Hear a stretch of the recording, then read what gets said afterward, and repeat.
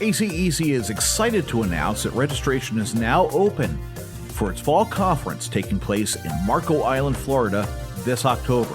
That's right, after a year of Zoom and virtual meetings, we're excited to be bringing our fall conference back as an in-person event.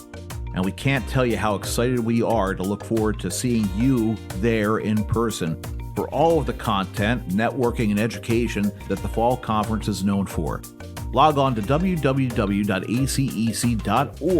for more information. We can't wait to see you there.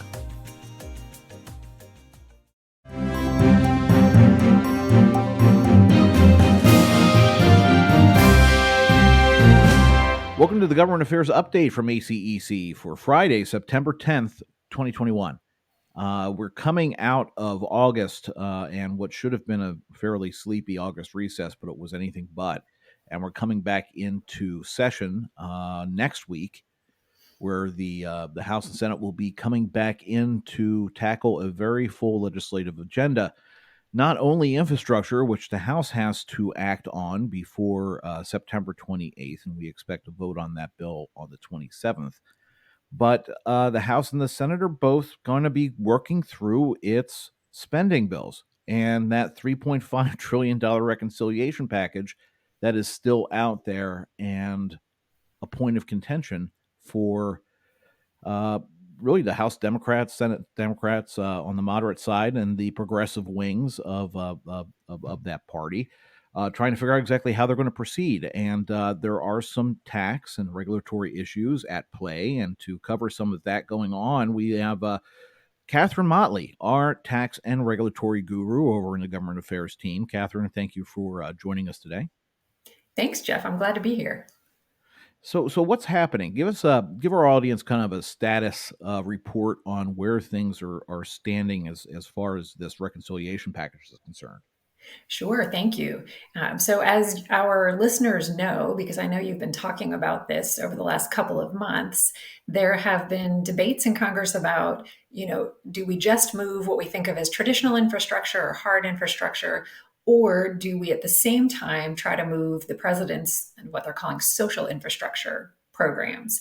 And these are things like childcare and healthcare and all kinds of other provisions that are more on the sort of soft side.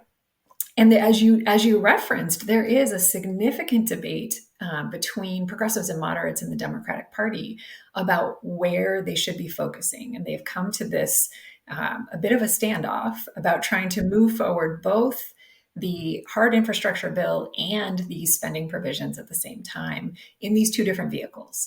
And there's still a lot of debate. It's a very delicate dance. But to try to facilitate moving this forward, as you said, in August, which is usually a really sleepy month, the House and Senate both passed the resolution that allows them to move forward with this expedited process on budget reconciliation. Always trade-offs. They can move it more easily through the Senate, but that also means that there are restrictions on what can go into it. And right now, committees in the House are working furiously to put together their pieces of the reconciliation bill. And these really span the waterfront. All kinds of, the various committees all have pieces of it. And so you have things like drug prices in Medicare, and you have things like natural resources programs, and you have the Education Committee looking at school construction. I mean, it really is a broad range. One committee that started its work this week was the House Ways and Means Committee. And ACEC members have a lot of interest in what's going on there. On the spending side, two provisions of interest. One is that they are trying to put forward sort of an expanded mandate on employers to offer retirement savings plans. And going down to firms with as few as 5 employees, which would be really new. So this is something that our members might want to be aware of. Jeff, I don't know about you. My impression is that most of our members offer some type of retirement savings benefit to their employees. So I don't think the impacts in our industry will be as large as they will be in a lot of other industries. Yeah, especially the service industry, where you get outside of the professional services industry into the wider economy, and you have these companies that are going to be forced to take a look at adding on these retirement plans. Mhm. That will be something that I'm sure is going to be hotly debated, in committee. Absolutely, absolutely. So they moved that through committee yesterday on a very much party line vote, but still, there's a long road ahead of them. The other thing that they did this week, yesterday, that our members might be very interested in is that they want to expand paid leave for employees. And so, right now, for a few decades, we've had unpaid leave under the Family and Medical Leave Act, and they want to make paid leave available to employees. This would not be the kind of paid leave that our members offer when your employee has the flu and they need to be out for 2 days. This is more if someone has to provide care for a sick child or a parent or along those lines. But it is a significantly new program in the sense of how they've structured it. I will say there's still a lot of unanswered questions, but I do think that paid leave is something to keep an eye on because this is a big priority. And, Jeff, you and I both know that there are larger, as we referenced earlier, there are larger politics going on here. While there are some members of Congress who would like to have, at the very least, a $3.5 trillion bill, even larger if they could. But there have been very clear indications, particularly from Senator Joe Manchin of West Virginia, that he is not willing to support a bill anywhere near that large. There are some members in the House who've been quite clear about that as well. So I think everyone knows that in the end, the overall package won't be that big. The question will be, how big is it? What gets left on the cutting room floor? And how much deficit spending are they comfortable with? And therefore, how much do they need in tax increases? So that's the other piece that I think our members are going to be really interested in. Where does Congress go in terms of tax increases? And so that's something that the Ways and Means Committee is expected to turn to on Tuesday and Wednesday next week. They have not yet put out any legislative language on those pieces. Not too surprising. It's, as you and I know, very common for Congress to start with the sweets and then go to the less palatable pieces of a piece of legislation. Next week, we may also see provisions like green energy tax incentives. So things along the lines of more energy efficient buildings or solar and wind and other energy efficient technologies. So I'll be looking for that. But of course, I'll also be looking for when the committee puts out proposals that would raise revenue. And what we are expecting to see are, revenue raisers in some of the following categories.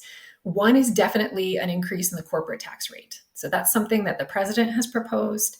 That's something that most Democrats in Congress have supported. I think many of them thought that the rate dropped too far in 2017. So you'll remember that it used to be 35%. Prior to the tax reform law in 2017, the corporate tax rate was 35%. It dropped all the way down to 21%. The president is saying 28%, but going back to Senator Manchin, he already made it clear nothing north of 25% would be something he could support. And, every senator has a lot of influence when there's a 50 vote margin in the Senate. But Jeff, we also have a lot of member firms. So about a third of our members are C corporations that pay that corporate rate. And some of them also do a lot of international work, and they are going to be quite concerned about some of the international tax provisions that could show up in the legislation. But we also, about 2/3 of our members are organized as pass-throughs. So whether those are S corps or sole proprietorships or partnerships. And of course, those business taxes are paid on the individual tax returns of the firm's owners. And so in that space, we are looking to see whether or not a couple of provisions that I think we could expect to see. One is that they are very likely to raise the top individual tax rate, which is currently 37%. They want to pop that bucket back up to the prior level of 39.6%. There are also some other provisions that they want to modify, which, although they're technical, we'll just walk away with the idea that that would also raise taxes on these same taxpayers.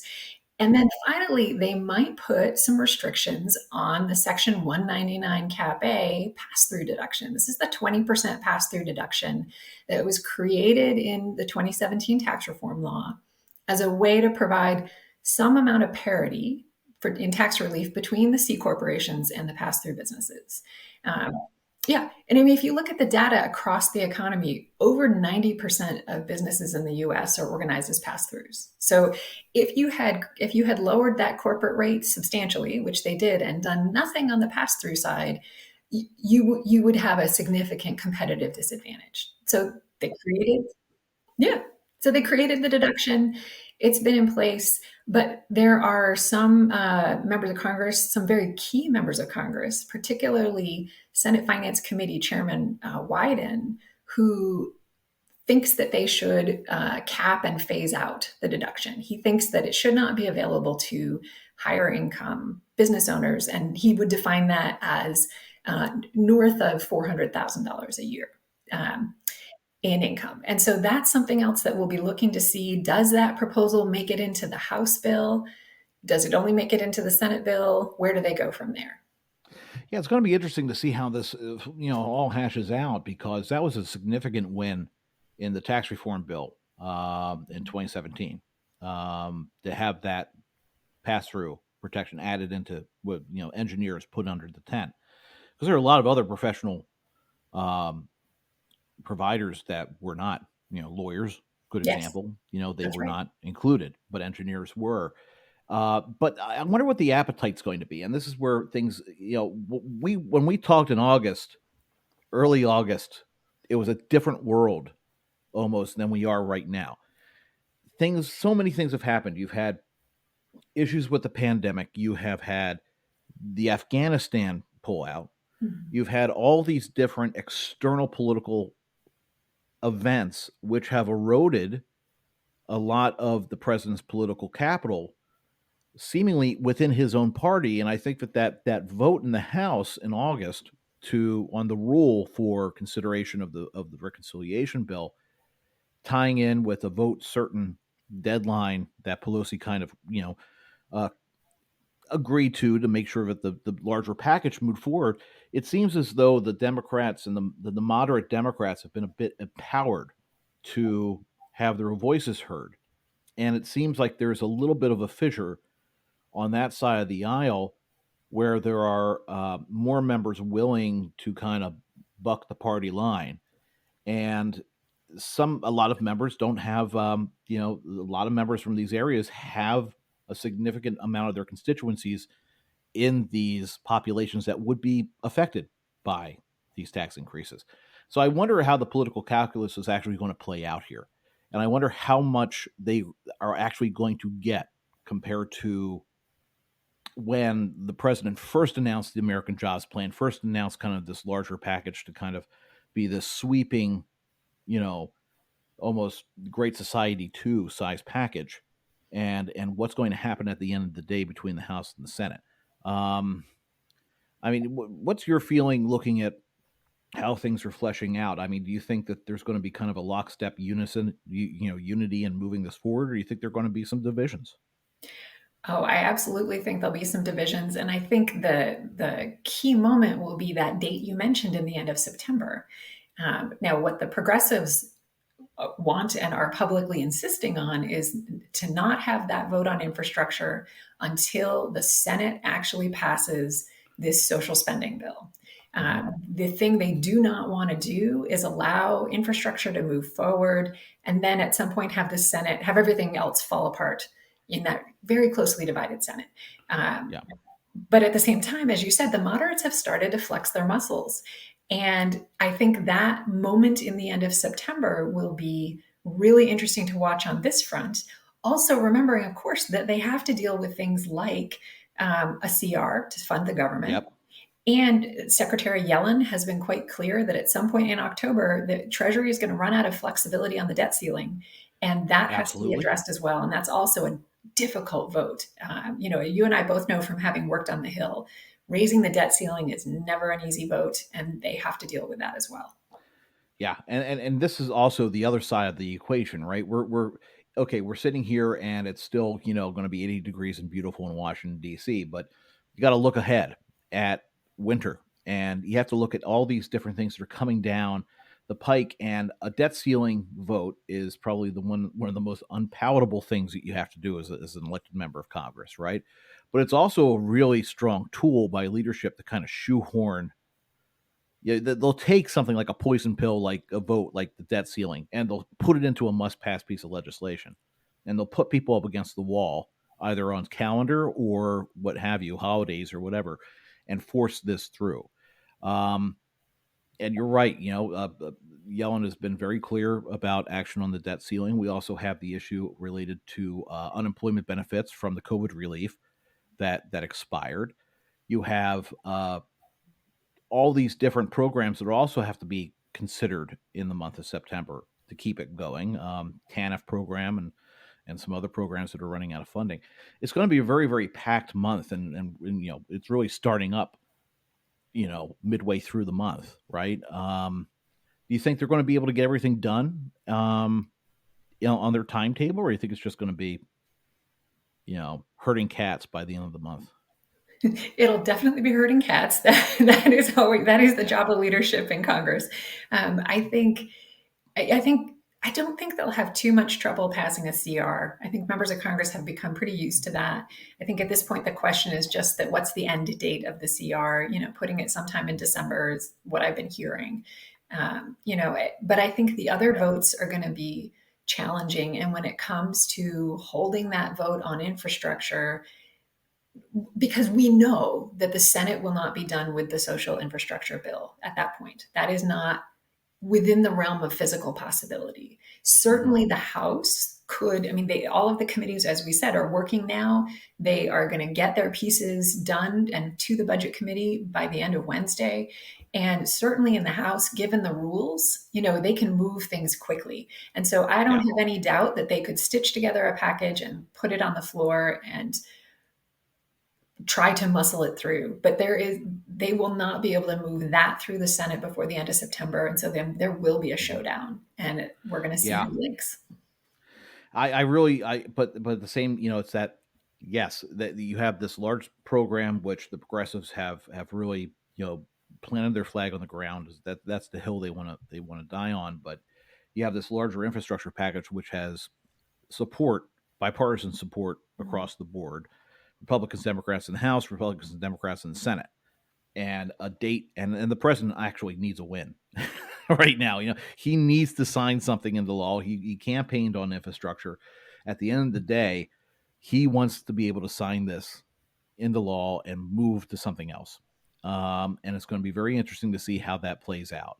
Um, so I mean, really, it's going to be a very exciting month, especially leading into our fall conference in the end of October, because all the stuff that we're talking about today is going to still be topic of conversation then. So, um, yeah, just stay tuned. I mean, we'll keep everybody updated as much as humanly possible through the blog, through the podcast, through our weekly emails, you name it. Catherine, of course, does a fantastic job with the Tax and Regulatory Committee, getting information out to the members of that committee, and just stay with ACEC because we're going to be following this every hour. God knows you guys are a 24-hour shop. I think between Steve and the PPP program, what you're doing on tax and regulatory, it never ends.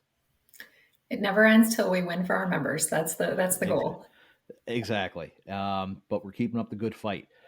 Catherine, is there anything else that our members should be aware of coming into the return of our wonderful elected members of Congress coming back into town?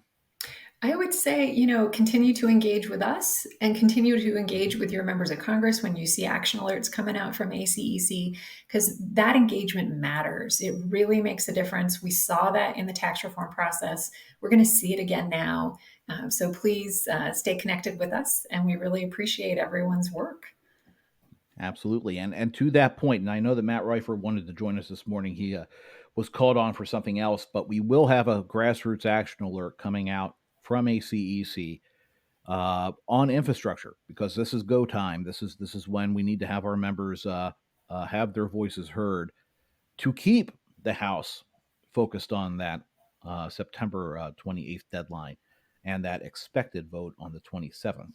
So expect that coming out from ACEC. Stay with Matt, stay with Catherine, stay with Steve, everybody on GA, and make sure that our voices are heard in front of the House and the Senate. So, Catherine, thank you so much for joining us today with that update. It was great information, and I really do thank you for it. Thanks, Jeff. I appreciate it. And again, this has been your Government Affairs update for Friday, September 10th, 2021. We'll see you next time.